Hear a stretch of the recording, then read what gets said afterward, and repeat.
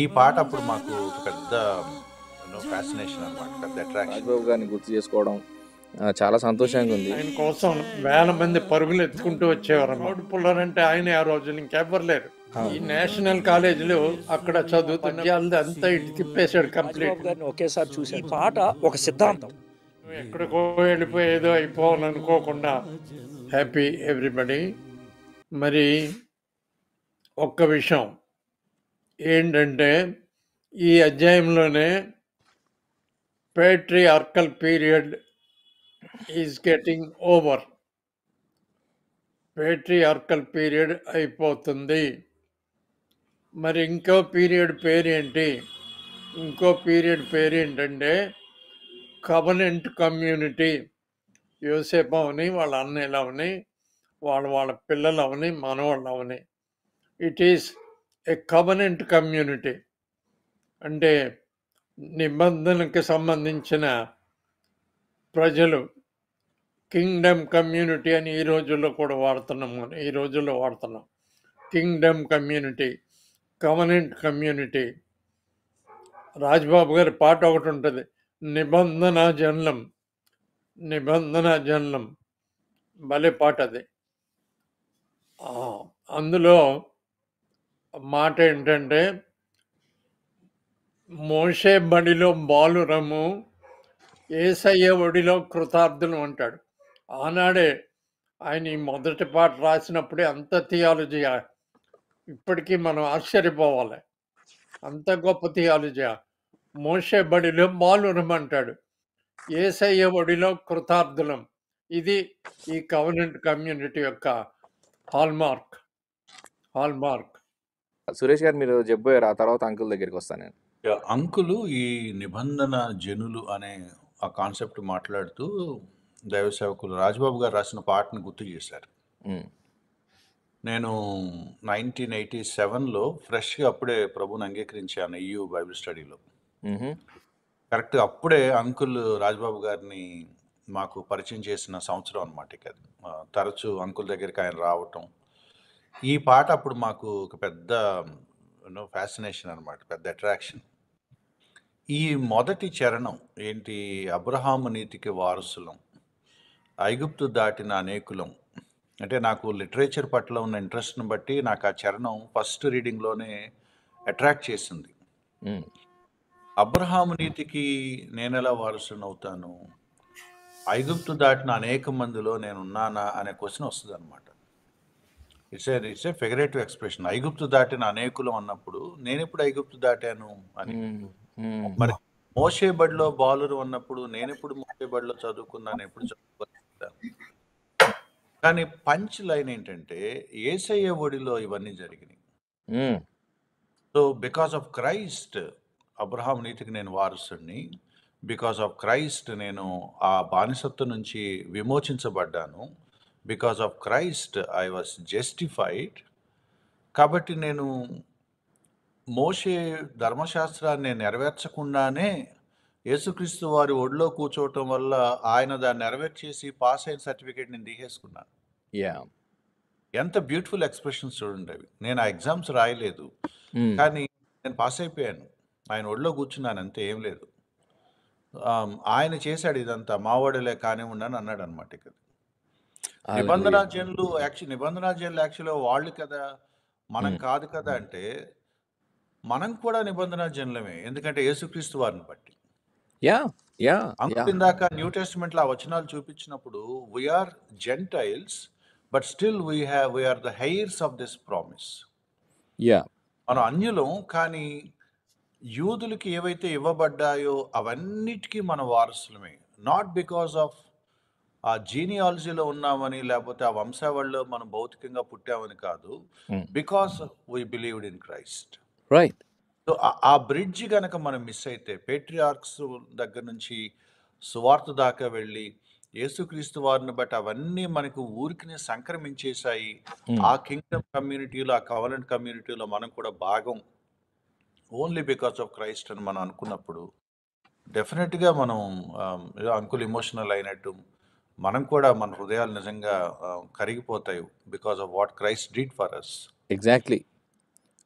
అంటే ఇక్కడ 2 విషయాలు నేను ఆహ్, ఆశ్చర్యపోయినటువంటి విషయాలు మీ దృష్టికి తీసుకొని రావాలనుకుంటున్నా. ఒకటి అసలు మీరు 'నిబంధన జనులు' అనే పాటను నేనంత స్టడీ చేయలేదు హానెస్ట్‌లీ. విన్నాను గానీ నేనంత స్టడీ చేయలేదు. Because I was not really that ఏమంటారు అంత బైబిల్ జ్ఞానం అప్పుడు నాకంత లేకుండే. అయితే ఇంకో విషయం ఏంటనంటే అంకుల్, అలాంటి పాటలు నిజంగా వాక్యంలో అంత లోతుగా వెళ్ళి ఆ వాక్యం బేస్డ్‌గా రాయగలిగినటువంటి రచయితలు ఉండడం నిజంగా దేవునికి మనం వందనాలు చెల్లించాలి. ఈరోజు ఆయన్ని గుర్తు చేసుకోవడం, రాజ్‌బాబు గారిని గుర్తు చేసుకోవడం చాలా సంతోషంగా ఉంది. ఆయన గురించి కొంచెం చెప్పండి మాకు. అంటే అసలు ఎక్కడ how did he get that knowledge? Sorry, ఒక్క నిమిషం. నేను మీది మ్యూట్ చేశాను. అప్పుడు డిస్టర్బెన్స్ వస్తుంటే ఇప్పుడు చెప్పండి. అది చాలా ఆశ్చర్యం. హ్మ్. ఆయనకంత థియలాజికల్ అండర్స్టాండింగ్. పరిశుద్ధాత్మని పత్రికలు అంటాడు, హ్మ్. ఇంకెవరిదో గోత్రికలు అంటాడు, హ్మ్. మేము హ్మ్. యాత్రికులం. వండర్‌ఫుల్. అంకుల్ పరిశుద్ధాత్మని పునరుద్ధానుని పత్రికలం అంకుల్. హ్మ్. పరిశుద్ధాత్మని గోత్రికులం. పునరుత్థానుని పత్రికలం కాదమ్మా, పరిశుద్ధాత్మని పరిశుద్ధాత్మని పత్రికలం, పునరుత్థానుని గోత్రికలం, మేము Yes. యాత్రికులం. Yeah. వాహ్! మేము బ్యూటిఫుల్. నిబంధన బ్యూటిఫుల్. ఒక బ్యూటీ ఏంటంటే, నేను ఒక మీటింగ్కి వెళ్ళాను. హ్మ్. ఆయన మీటింగ్ ఎక్కడంటే బలరామన్పేట అని చిన్న ఒక సందు కార్నర్లో చాపలు వేశారు. ఆ చాపల మీద కూర్చుని విన్నాను. ఆయన ఈ పాట పాడుతున్నాడు. ఆయన ఒక అతను బాబో ఈయనేంటి భలే భలే పాడుతున్నాడు అనుకుని ఉంటాడు. అనుకుని సైకిల్ ఆపేశాడు. సైకిల్ ఆపేసి అది వింటున్నాడు పాట. విని ఇంక పాట అయిపోయి వచ్చిందని సైకిల్ ఎక్కి బయలుదేరుతున్నాడు. అప్పుడు ఈయన అన్నాడు, లాస్ట్ చరణం అన్నమాట, ఎవరి యేసని అడిగేవో, ఎవరో లేని వెళ్ళేవో,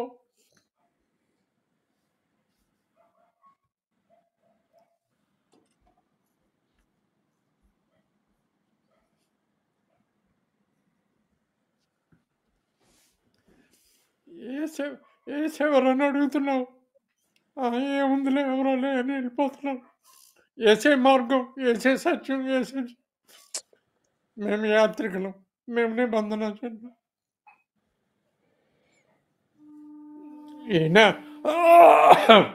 గండిగుంటమ్మ అంటే ఉయ్యూరు పక్కన చిన్న పల్లెటూరులో పుట్టాడు. ఆయన అంత యూనివర్సిటీ ఎడ్యుకేషన్ అంతా ఉండి, అంటే ఐఏఎస్ వాళ్ళకి కూడా కోచింగ్ ఇచ్చాడు, లేదా ఐఏఎస్కి వెళ్ళే వాళ్ళకి కోచింగ్ ఇచ్చినాడు. అలాంటి ఆయన యూనివర్సిటీలో తాగుడికి బానిసై దెబ్బతినిపోయాడు దారుణంగా దెబ్బతినిపోయి అక్కడ ఈ ఎక్స్పోజర్ వచ్చింది. ఇంకొక ఆయన ఎక్స్పోజర్ వచ్చి అక్కడ నమ్ముకున్నాడు, ప్రభుని నమ్ముకుని తను ఎక్కడికో వెళ్ళిపోయేదో అయిపోవాలనుకోకుండా వాళ్ళ ఊళ్ళో సింపుల్గా స్టార్ట్ చేయాలనుకున్నాడు. తను పుట్టిన ఊరు అది కుగ్రామం లాగా పల్లెటూరు, అది గండిగుంట. ఆయనకి ఆఖరికి ఏమని పేరు వచ్చింది, గండిగుంట రాజుబాబు. ఉయ్యూరు కూడా కాదు, గండిగుంట రాజుబాబు గారు, ఆ పేరు వచ్చింది ఆయనకి. అమేజింగ్ అసలు. కానీ ఒక్క ఆనందంతో నేను కూడా ఒక మాట చెప్పగలిగింది ఏంటంటే, గండిగుంట రాజుబాబు గారు నాకు గండిగుంటలో బాప్తిస్మం ఇచ్చారు. Praise God. మరి ఇంకేంటి జాన్ గారు నన్ను అడుగుతారేంటి?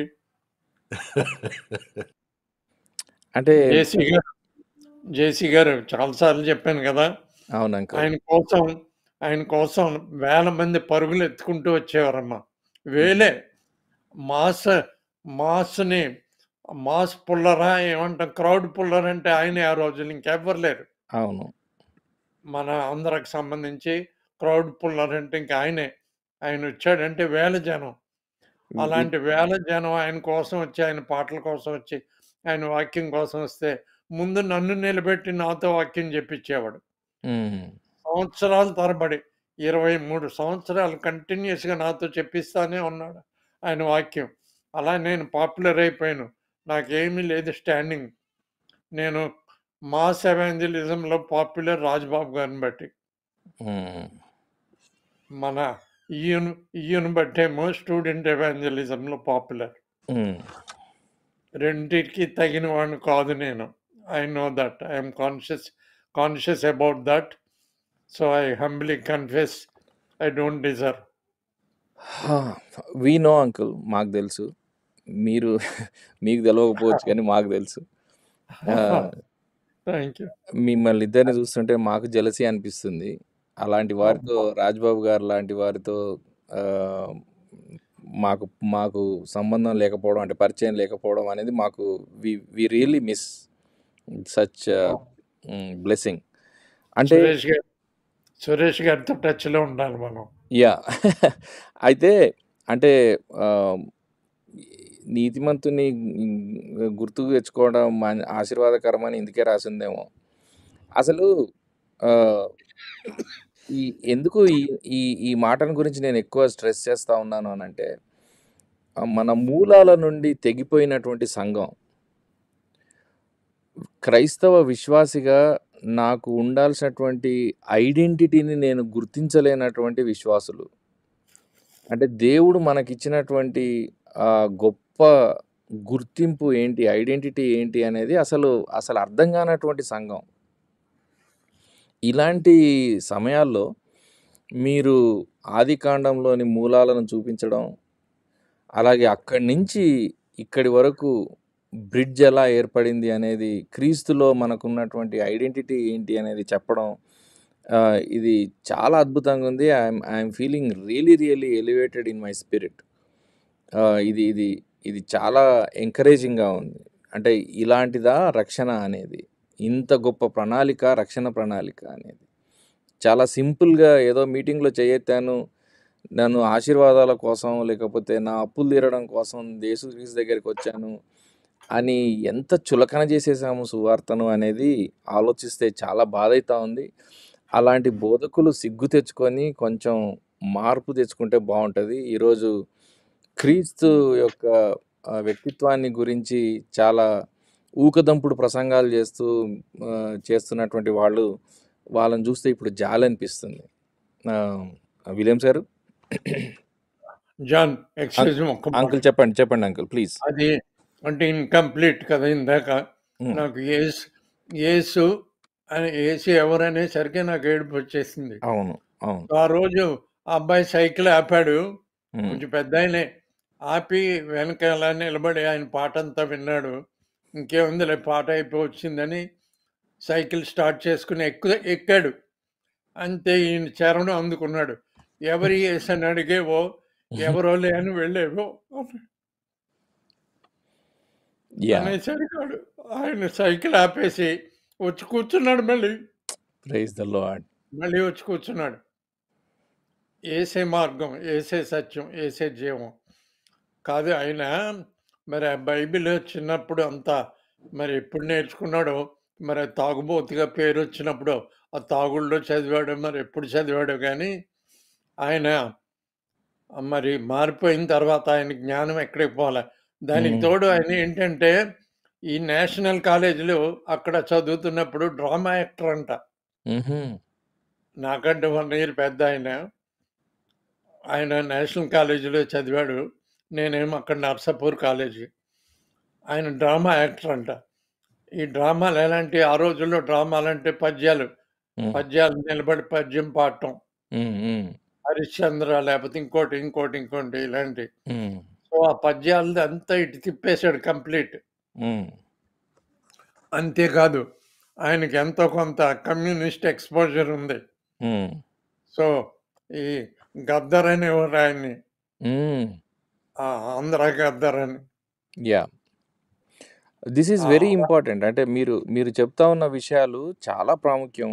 ఆహ్, బోధ విషయంలో మాత్రమే కాకుండా ఈరోజు ఒకసారి యూఈఎస్ఐ గోల్డెన్ జూబ్లీలో ఎల్‌టి జయచందర్ గారు చెప్పినటువంటి మాట నా చెవులలో ఎప్పుడు రింగుమంటా ఉంటది. విలియమ్స్ గారు గుర్తుంటది మీకు. The theology of the generation is in their songs అంటాడు అన్నాడాయన. The theology of the generation is in their songs. ఈరోజు మన వేదాంతం అంతా కూడా మనకు దేవుడు ఎంత తెలుసు అనేది మనం పాడుకునే పాటలను బట్టి తెలుస్తదంట. ఇప్పుడు రాజ్‌బాబు గారు ఇంత లోతైనటువంటి ఆహ్, ఆహ్, ఏమంటారు భావం కలిగినటువంటి పాటలు వాక్యం అంతా జల్లెడబట్టి ఏమంటారు సారాంశాన్నంతా ఒక పాటలో పెట్టినట్టుగా అనిపించేటువంటి పాటలు ఈనాటి తరంలో మిస్ అయిపోతా ఉన్నాం. ఈనాటి తరంలో అంత పేలవమైన పోయెట్రీ, పేలవమైన భాష, లిరిక్స్ కేవలము నా అనుభవం, నాకు మంచి జరిగింది, నాకిది జరిగింది, నా కథ మారింది ఇదే మాటలు తప్ప అంటే చాలా చాలా బాధేస్తా ఉంది మన తరంలో ఆహ్, ఇలాంటి రచనలు లేకపోవడం అనేది బాధేస్తా ఉంది. విలియమ్స్ గారు? జానీ అంటే నేను రాజబాబు గారిని ఒకేసారి చూశాను జానీ. హ్మ్. అంటే ఆయన గురించి చాలా విన్నాను గానీ, హ్మ్. బతికున్నప్పుడు విన్నాను.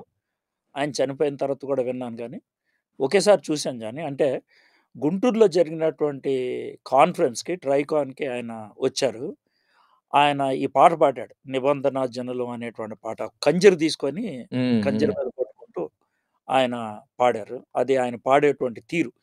సో, అంటే ఒక విధంగా ఆయన్ని క్రైస్తవ గద్దర్ అంటానికి కూడా కారణం అది. అంటే హ్మ్. ఆయన ఎప్పుడు కంజరి పట్టుకెళ్ళేవాడు. ఆయన కంజరి అటైర్ తీసుకొని ఆయన అటైర్ గూడా అట్లాగే ఉండేది గదా! ఆ అటైర్ కూడా అలాగే ఉంటుంది. పంచె ధోతి కడతాడు కట్టుకొని కింద. ఆ! యాహ్! పంచె కట్టి ఆయన పాడతాడు. 2 పాటలు సూపర్ హిట్ జానీ ఆ టైంలో. హ్మ్. హ్మ్. ఒకటి 'పరదేశి' 'పరదేశి ఓ 'ఓ పరదేశి' పరదేశి' అనే యాహ్! పాటోటిను, ఇదోటి. అయితే ఈ ఈ పాట ఒక విధంగా చెప్పాలంటే, ఈ పాట ఒక సిద్ధాంతం. రైట్. అంటే రోమిలికి రాసిన పత్రిక, పాత నిబంధన చదవటం చేత కాకపోతే ఈ పాట ఇంటే సరిపోద్ది. హ్మ్. అంటే if you are able to hear this song and meditate this song, you will understand the whole of the Old Testament and book of Romans. Yeah! ఈరోజు ఈ పాటల రచనలు, పాటలను పాడడము, యూట్యూబ్‌లో ఆహ్, ఏమంటారు వ్యూవర్‌షిప్స్ 1,000,000 చూసారు, 2,000,000 చూసారు అని పెట్టుకోవడం, లక్షలు లక్షలు సంపాదించడం ఒక వ్యాపారం అయిపోయింది సంఘంలో.